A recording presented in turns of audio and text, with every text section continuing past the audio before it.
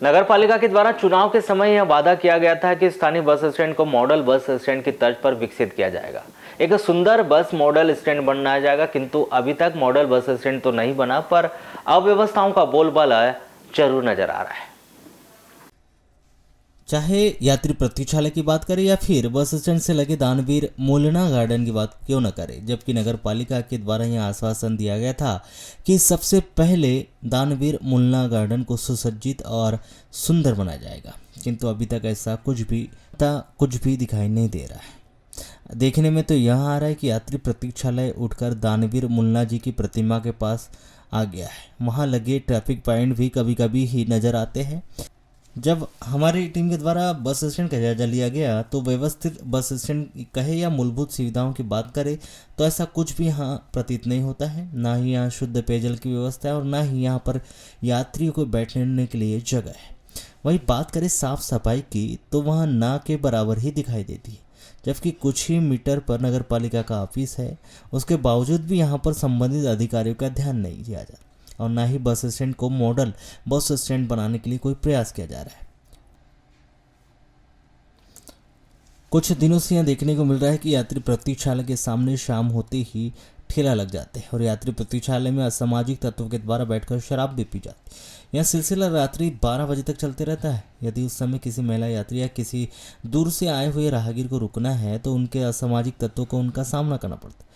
इसके चलते वह यहाँ पर नहीं रुकते और ना ही वहाँ जाना पसंद करते और पर्याप्त लाइट की व्यवस्था नहीं होने के कारण यहाँ पर असामाजिक तत्वों के द्वारा इसका फायदा उठाते हुए यहाँ पर हुड़दंग करते हुए नजर आते हैं। आपको बता दें कि जैसे ही कोई यात्री बस स्टैंड में आती है तो उसे यात्री प्रतीक्षालय की व्यवस्थाओं को देखते हुए उसे वहां न रखते हुए वह दानवीर मुलना जी के प्रतिमा के पास अपने वाहन को खड़ा करके वहीं पर खड़ा हो जाता है। और देखा जाए तो यहाँ पर दुर्घटना होने की संभावना भी बनी रहती है, लेकिन व्यवस्था न होने के कारण कुछ लोग यहाँ पर मजबूर होकर यहाँ खड़े रहते हैं। वह वाहन को भी यहाँ पर खड़ा कर देते हैं, जिससे अवस्था तो होती है पर उन्हें कुछ देर खड़े रहने के लिए समय मिल जाता है। आपको बता दें कि नगर पालिका के द्वारा बीते दिनों मुलना गार्डन को व्यवस्थित करने के लिए उनके पास से अतिक्रमण हटाया गया था।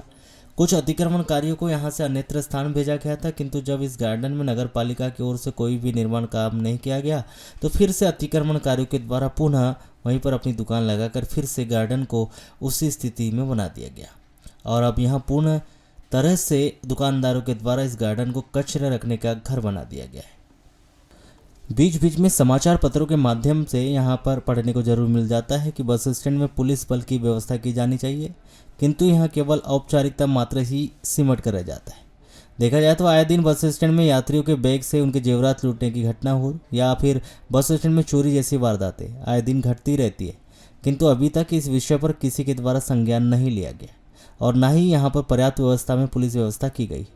यदि किसी के साथ कोई घटना घटित हो जाए तो वहाँ वहीं पर अपनी शिकायत दर्ज करा सके और ना ही रात्रि में पुलिस के द्वारा यहाँ कोई पुलिसकर्मी रहता है। इसी के चलते बीते दिनों यात्री प्रतीक्षालय में बस एजेंटों के द्वारा मारपीट को लेकर घटना घटी। बाद में पुलिस के द्वारा इसमें दोनों पक्षों पर मामला कायम किया गया था। यदि समय रहते ही यहाँ पर पर्याप्त पुलिस बल लगा दिया जाता तो ऐसी घटना की पुनरावृत्ति नहीं होती।